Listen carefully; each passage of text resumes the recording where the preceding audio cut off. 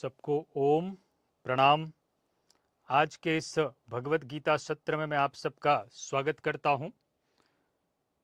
इस समय भगवत गीता से एक अत्यंत महत्वपूर्ण विषय जिस पर एक बृहद चर्चा हो रही है कि ध्यान क्या है, ध्यान कैसे करते हैं, कैसे हम समझें कि हम जिस प्रकार से ध्यान कर रहे हैं ध्यान की वास्तविक विधि वही है। हमने आप सबसे पहले कहा कि ध्यान का मुख्य उद्देश्य है अपने भीतर के विकारों को नष्ट करना। ध्यान का मुख्य उद्देश्य है अपने हृदय देश में, अपने भीतर, अपने अंतःकरण में दैवी गुणों का उत्थान करना।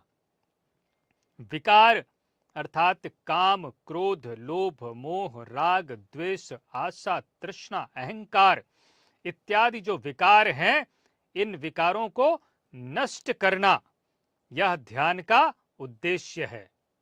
विवेक, वैराग्य, सम, दम, नियम, यम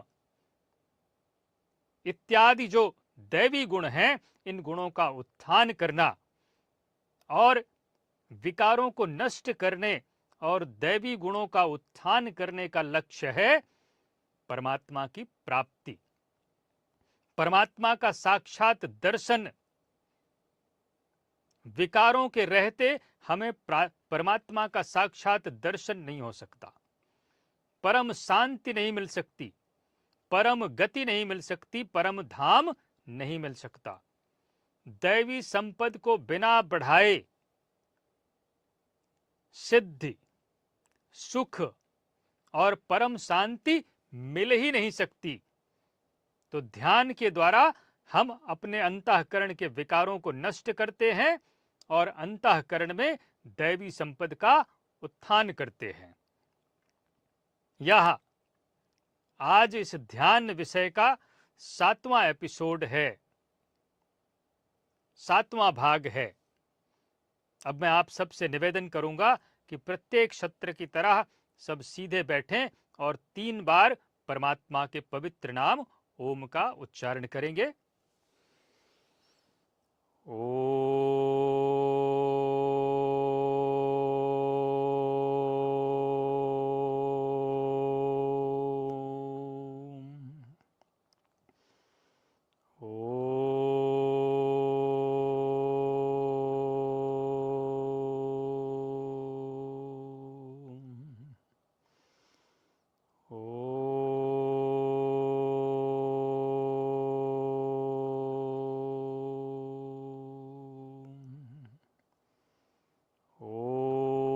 श्री सद्गुरुवे नमः। ओम श्री परमात्मने नमः। जो लोग हमारे साथ गूगल मीट पर जुड़े हुए हैं अपने फोन म्यूट कर लेंगे। पिछले सत्र में हमने आपको बताया कि ध्यान करते समय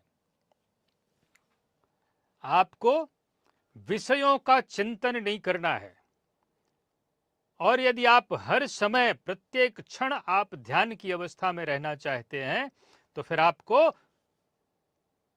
यह अत्यंत आवश्यक है ध्यान देना कि हम विषयों का, वासनाओं का, भोगों का चिंतन न करें। अब इसके आगे का श्लोक आप देखें, अध्याय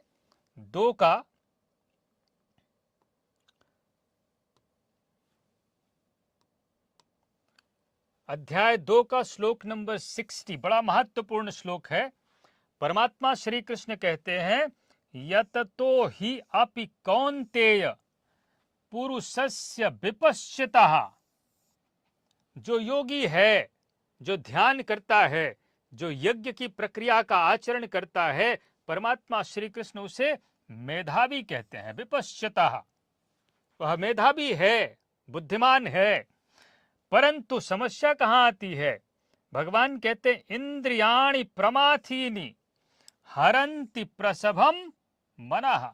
ऐसा मेधावी व्यक्ति जो योग में लगा है, ध्यान में लगा है, उसकी भी इंद्रियां, इंद्रियाणि प्रमाथीनि शब्द पर विशेष ध्यान दें। हमारी इंद्रियां कैसी हैं? प्रमथन स्वभाव वाली हैं।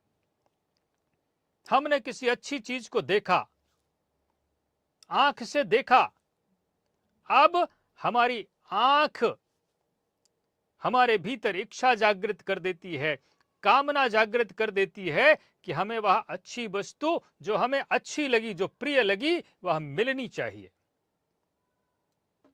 त्वचा से हमने किसी अच्छी चीज को स्पर्श किया, अब यह त्वचा हमारे भीतर कामना उत्पन्न कर देती है, इच्छा उत्पन्न कर देती है कि जो हमें स्पर्श में प्रिय लगा वह मिलना चाहिए। इंद्रियां कैसी हैं? प्रमथन स्वभाव वाली हैं, ये मथ डालती हैं, बार बार आपके मन को, विचार को, बुद्धि को उसी चीज में ले जाकर के लगा देती हैं। हरन्ति प्रसभम मनः, और यह क्या करती है? इंद्रियों का जब विषयों से संयोग हुआ, जो विषय हमें प्रिय लगा, तो फिर हमारी इंद्रियां क्या करती हैं? मन का अपहरण कर लेती हैं, हमारे मन को उसी विषय में ले जाकर के लगा देती हैं, आसक्त कर देती हैं। भगवान कहते हैं इंद्रियाणि प्रमाथीनि हरन्ति प्रसभम मनः। यदि हमने विषयों का चिंतन किया इंद्रियों के माध्यम से, तो फिर ये इंद्रियां हमारे मन का अपहरण कर लेती हैं, हमारे मन को ले जाकर के उसी विषय में, वासना में आसक्त कर देती हैं। अब इसके आगे आप देखें, भगवान कहते कौन्तेय, प्रयत्न करने वाले मेधावी पुरुष की प्रमथनशील इंद्रियां उसके मन को बलात् हर लेती हैं, जबरदस्ती विचलित कर देती हैं। जो अभी तक मन ध्यान में लगा था, यदि हमने इंद्रियों पर संयम नहीं किया, इंद्रियों का संयम नहीं किया, तो यह इंद्रियां हमारे मन को का अपहरण करके ले जाकर उसी विषय में आसक्त कर देती हैं। अब इसके बाद आप देखें, इसलिए भगवान हमें सचेत करते हैं। अध्याय 2 का श्लोक नंबर 61 बड़ा महत्वपूर्ण श्लोक है। भगवान कहते हैं इसलिए तानि सर्वाणि संयम्य, जब आप ध्यान करें तो इस बात का विशेष ध्यान रखें। हर क्षण, हर पल यदि आप ध्यान की अवस्था में रहना चाहते हैं, और ध्यान ऐसा नहीं कि बस केवल 1 घंटे किया जाता है, 1 घंटे तो हम विशेष रूप से करते हैं। हमें अभ्यास करना चाहिए कि हम हर समय ध्यान की अवस्था में रहें। महापुरुष, महात्मा, सन्यासी, वास्तविक योगी, ये हर पल, हर क्षण ध्यान की अवस्था में रहते हैं। बाहर से यह दिखाई देता है कि ये काम कर रहे हैं, हमारी तरह चल रहे हैं, बैठ रहे हैं, बात कर रहे हैं, हंस रहे हैं, परंतु वास्तव में भीतर से वह हमेशा सदैव ध्यान की अवस्था में रहते हैं। तो भगवान कहते तानि सर्वाणि, उन संपूर्ण इंद्रियों को संयम्य, संयमित करके, युक्त, योग से युक्त होना है। और सबसे महत्वपूर्ण बात, आसीत मत पराहा, यदि आप परमात्मा के परायण नहीं है, यदि आप परमात्मा के आश्रित नहीं है, यदि आपने अपनी मन, बुद्धि, चित्त, इंद्रियों, मन इत्यादि को परमात्मा के प्रति समर्पित नहीं किया है, तो फिर ये इंद्रियां आपके मन को, बुद्धि को घसीट करके इनका अपहरण कर लेती हैं। इसलिए परमात्मा का ध्यान, परमात्मा का चिंतन और परमात्मा के प्रति मन, बुद्धि, चित्त और इंद्रियों का समर्पण आवश्यक है। हमने कहा था ये जितने ध्यान के सेंटर खुले हुए हैं, वहां ध्यान तो कराते हैं, पर उसमें से परमात्मा को बाहर निकाल दिया, मत पराहा। और परमात्मा को बाहर निकाल करके कोई ध्यान संभव ही नहीं है, हो ही नहीं सकता। जो विकारों से मुक्त है, जो विकारों से प्रभावित नहीं होता, जो परम शांत है, परम योगी है, वह परमात्मा ही आपके ध्यान को पुष्ट कर सकता है, सिद्ध कर सकता है। तो युक्त आसीत मत पराहा, भगवान कहते हैं वसे ही यस्येन्द्रियाणि, जिसकी इंद्रियां उसके वश में है, तस्य प्रज्ञा प्रतिष्ठिता। और यही ध्यान का लक्ष्य है। हम ध्यान क्यों करते हैं? स्थित प्रज्ञ होने के लिए, कि न सुख हमें प्रभावित कर सके, न दुख हमें प्रभावित कर सके, न हर्ष प्रभावित कर सके, न शोक प्रभावित कर सके। हम निर्द्वंद्व हो जाएं, द्वंद्वों से मुक्त हो जाएं, न किसी चीज की प्राप्ति हमें विचलित कर सके और न किसी चीज का खो जाना ही हमें विचलित कर सके। यही ध्यान का लक्ष्य है। स्थित प्रज्ञ तस्य प्रज्ञा प्रतिष्ठिता। भगवान कहते ऐसे व्यक्ति, ऐसे मनुष्य, ऐसे साधक की बुद्धि स्थिर हो जाती है। तो हमें क्या करना है? इंद्रियों को संयमित करना है, योग की प्रक्रिया का आचरण करना है ध्यान करते समय, और परमात्मा के प्रति अपनी इंद्रियों को, मन को, बुद्धि को समर्पित कर देना है। जब आप ध्यान में बैठें तो भीतर से यह संकल्प करें कि हे परमात्मा, मैं मेरी इंद्रियों को, मेरे मन को, मेरी बुद्धि को, मेरे चित्त को, मेरी आत्मा को आपके प्रति, आपको मैं समर्पित करता हूं। अब यह कुछ भी मेरे लिए नहीं है। ऐसी भावना से समर्पित करके और फिर जो प्रक्रिया बताई गई है बैठने की, सीधे दृष्टि को नासिका के अग्रभाग से जहां गिरे वहां स्थिर कर देना, मन को हृदय देश में स्थिर कर देना, बुद्धि में जो विचार चल रहे हैं, प्राणों का व्यापार चल रहा है, उसको मूर्धा में स्थिर कर देना, और फिर ओम का जप। इसका जब आप अभ्यास करते हैं तो आपका ध्यान सुदृढ़ होने लगता है। तो मत पराह, परमात्मा के प्रति इंद्रियों, मन, बुद्धि संपूर्ण रूप से समर्पण आवश्यक है ध्यान के समय। जिसकी इंद्रियां उसके वश में है, यदि इंद्रियां वश में नहीं है तो ध्यान होगा ही नहीं। और इसका विपरीत यदि हम कहें, जो ध्यान का अभ्यास नहीं करता उसकी इंद्रियां वश में हो ही नहीं सकती। तो इंद्रियों का संयम आवश्यक है, और ध्यान के अभ्यास से ही इंद्रियों का संयम संभव हो पाता है। अब इसको देखें, भगवान और स्पष्ट करते हैं।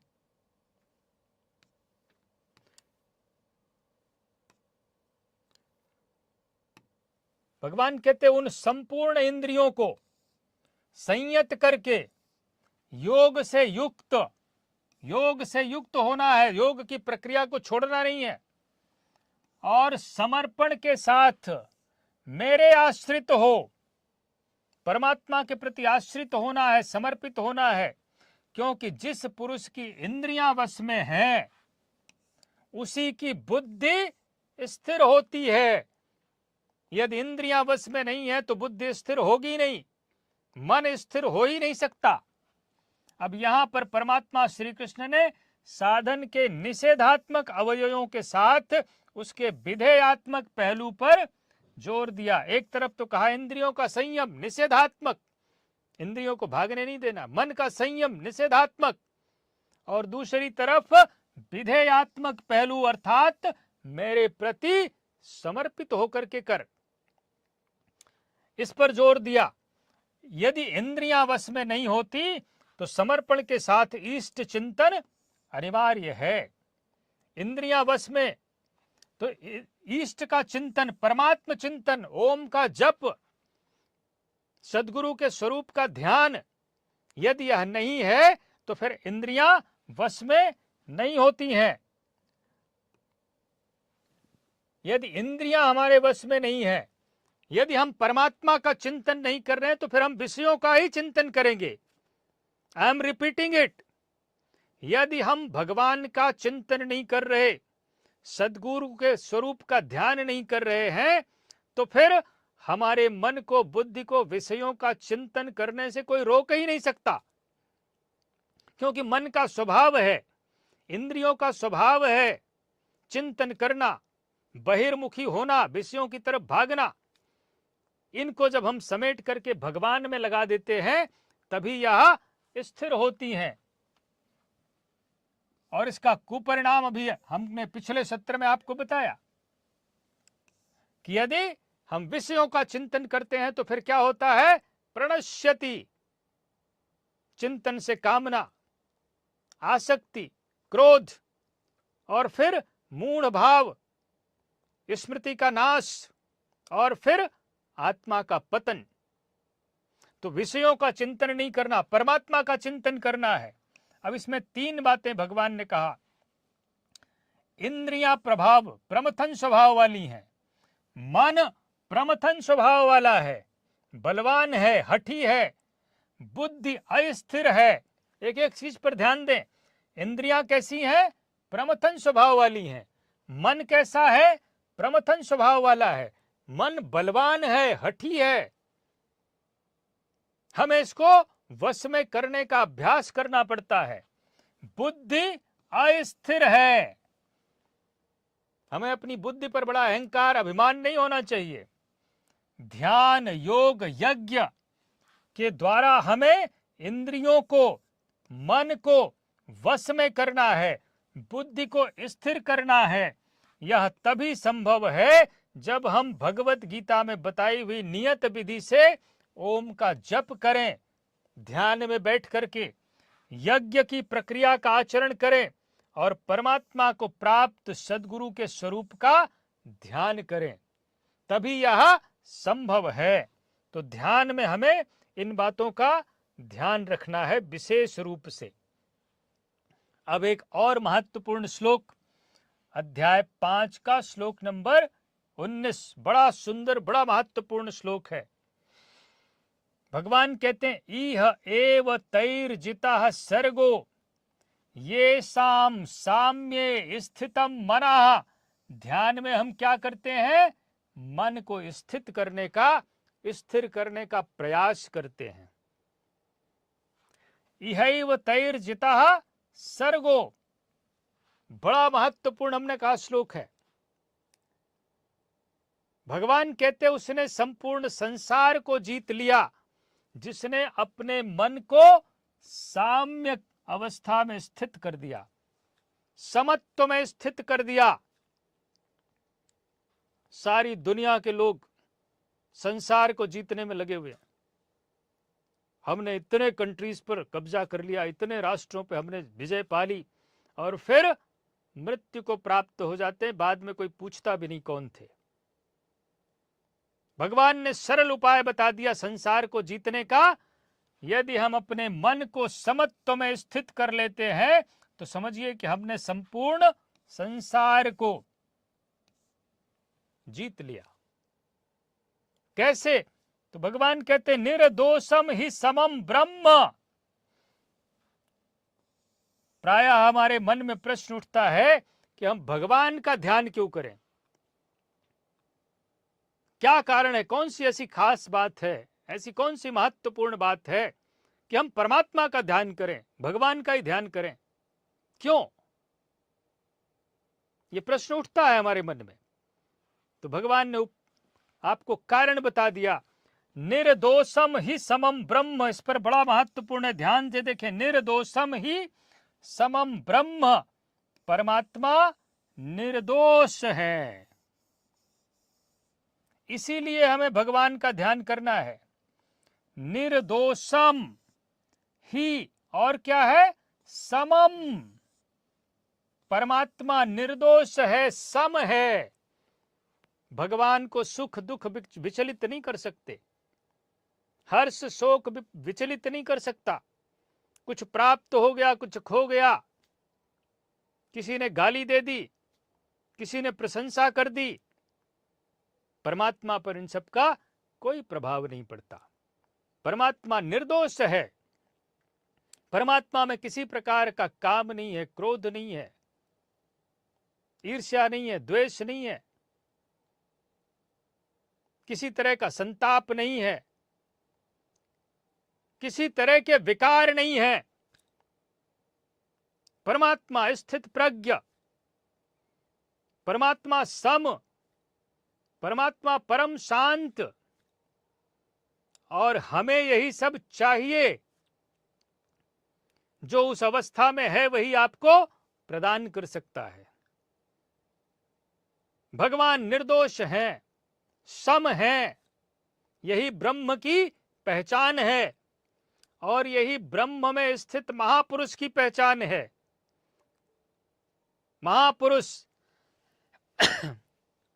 योग युक्त महापुरुष, वह भी इसी अवस्था वाला होता है। परम शांत, निर्दोष, सम। तो भगवान कहते हैं, इहैव तैर्जितः सर्गो येषाम साम्ये स्थितम मनः। और यह तभी संभव है जब हम भगवत गीता में बताई हुई विधि से ध्यान का आचरण करें। निर्दोषम ही समम ब्रह्म तस्मात् ब्रह्मणि ते स्थितः। जो निरंतर ध्यान का अभ्यास करता है, इसी भगवत गीता में बताई हुई प्रक्रिया से, वह भी उसी ब्रह्म का दर्शन करके, परमात्मा का दर्शन करके, उसी परमात्मा में स्थित हो जाता है। तस्मात् ब्रह्मणि ते स्थितः, यही ध्यान का लक्ष्य है।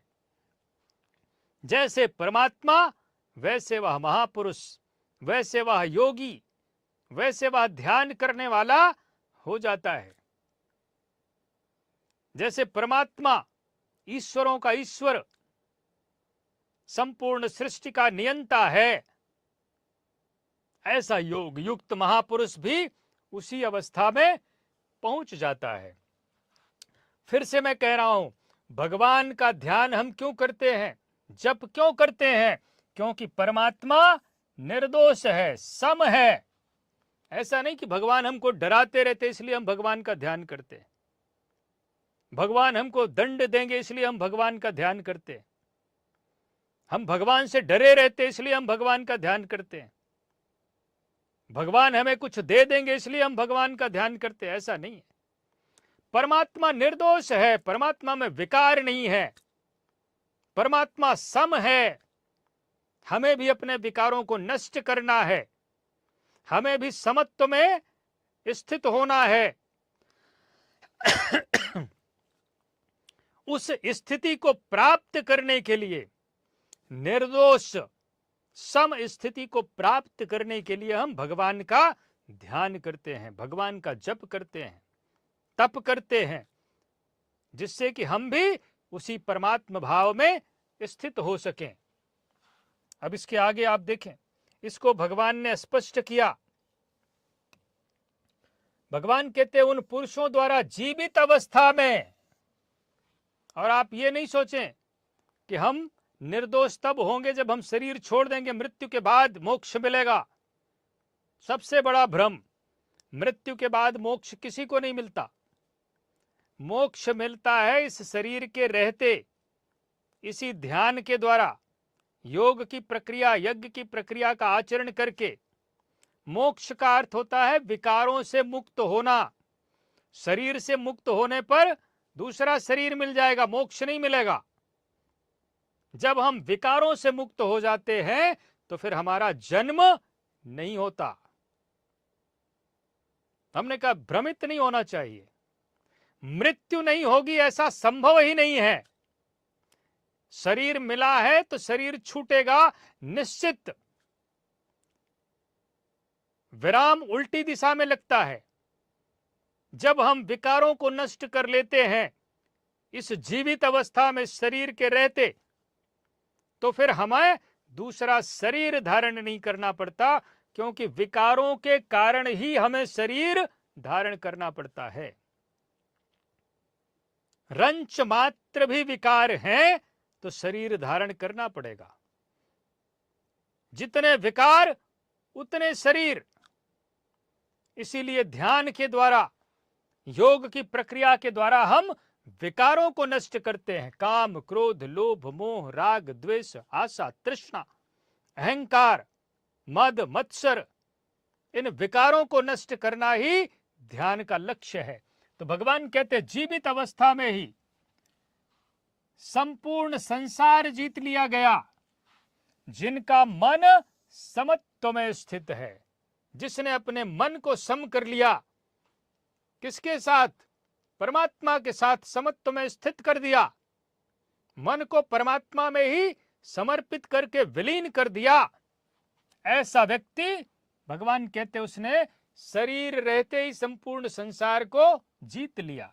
मन के समत्व का संसार जीतने से क्या संबंध? संसार मिट ही गया तो वह मनुष्य रहा कहां? श्री कृष्ण कहते हैं निर्दोषम ही समम ब्रह्म। ब्रह्म निर्दोष और सम है। इधर उस साधक, उस ध्यान करने वाले का मन भी निर्दोष और सम स्थिति वाला हो गया।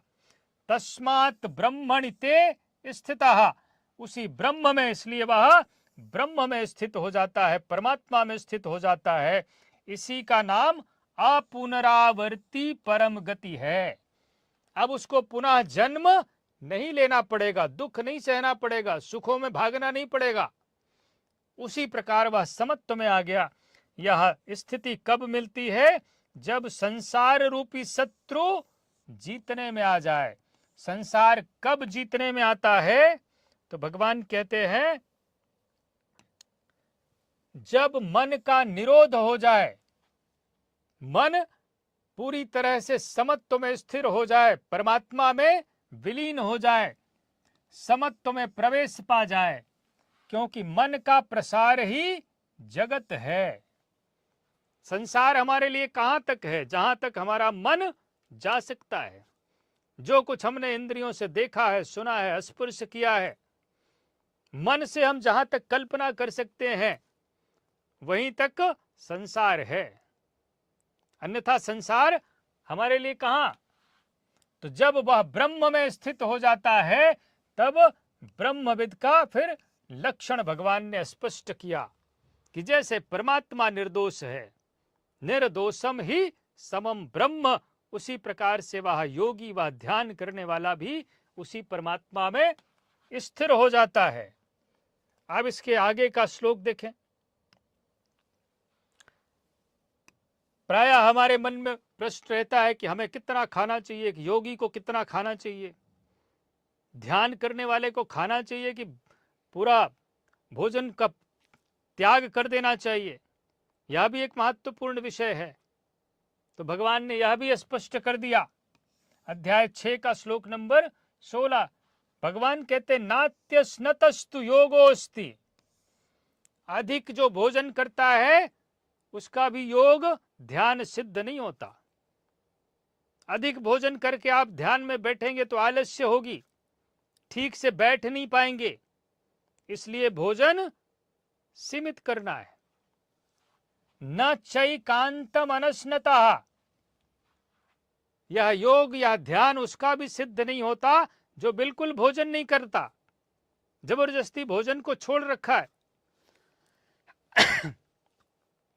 भोजन का परित्याग कर दिया। यदि जबरदस्ती आपने भोजन का परित्याग कर दिया, छोड़ दिया, तो आपकी इंद्रियां कमजोर हो जाएंगी, शरीर कमजोर हो जाएगा, तो फिर बैठेंगे कैसे दृढ़ आप? इसलिए भोजन संयमित होना चाहिए। भगवान कहते न चाति स्वप्नशीलस्य, जो बहुत सोता है उसका भी ध्यान सिद्ध नहीं होता, योग सिद्ध नहीं होता। जाग्रतो नैव चार्जुन, और जो जबरदस्ती नहीं सोता है उसका भी ध्यान सिद्ध नहीं होता। तो फिर होता किसका है? इस पर आप देखें। भगवान ने कहा अर्जुन, यह योग न तो बहुत खाने वाले का सिद्ध होता है और न ही बिल्कुल न खाने वाले का सिद्ध होता है, न अत्यंत सोने वाले का और न ही अत्यंत जागने वाले का सिद्ध होता है। तो प्रश्न उठता है कि फिर किसका सिद्ध होता है? बड़ा महत्वपूर्ण श्लोक है भोजन के विषय में, सोने और जागने के विषय में।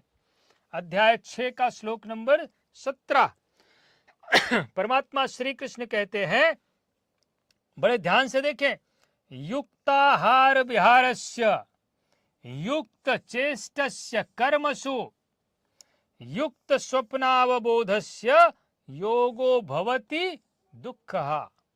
ये ध्यान, ये योग उसका सिद्ध होता है जो युक्त आहार लेता है। शरीर को जितने आवश्यक पोषक तत्वों की आवश्यकता है उतना आहार लेना चाहिए। स्वाद के लिए नहीं खाना है, पेट भरने के लिए नहीं खाना है, युक्त आहार। और विहारस्य, यह भी बड़ी समस्या है।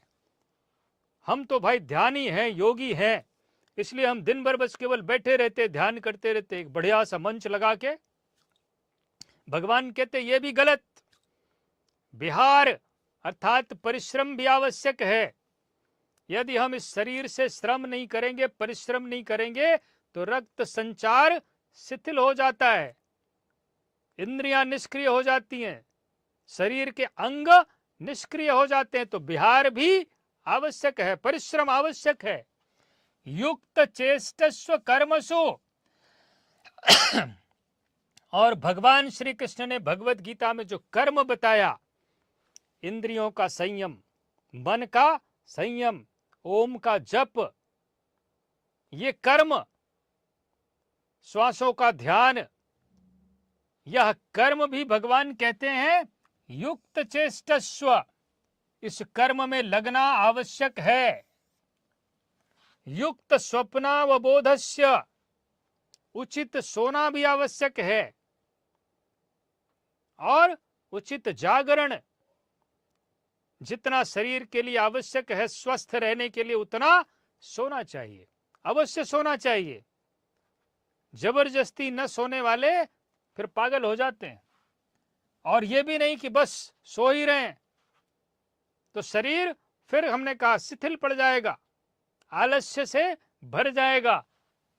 यह दुखों का नाश करने वाला ध्यान योग उसी का सिद्ध होता है जो उचित आहार करता है, उचित सोता है, उचित परिश्रम करता है, और भगवत गीता में बताए हुए कर्म का उचित आचरण करता है।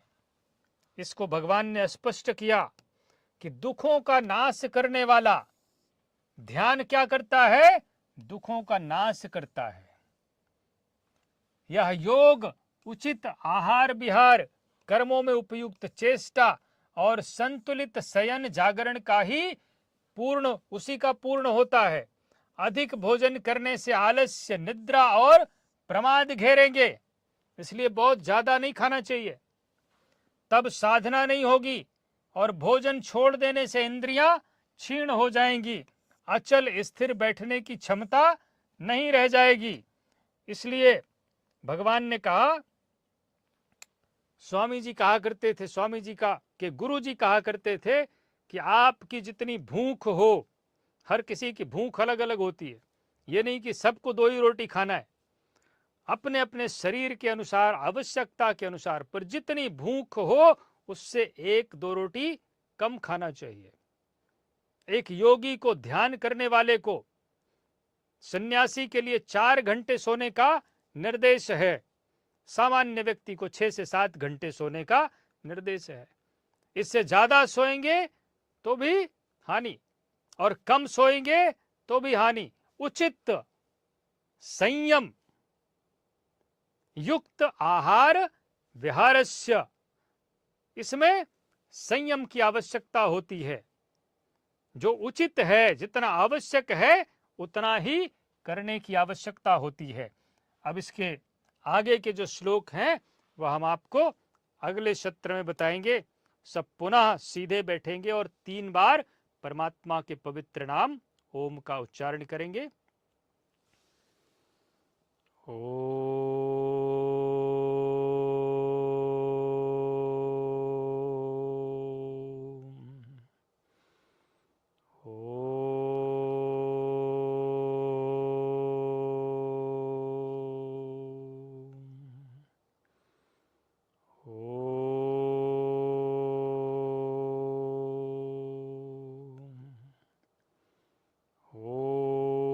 श्री सद्गुरुवे नमः। ओम श्री परमात्मने नमः।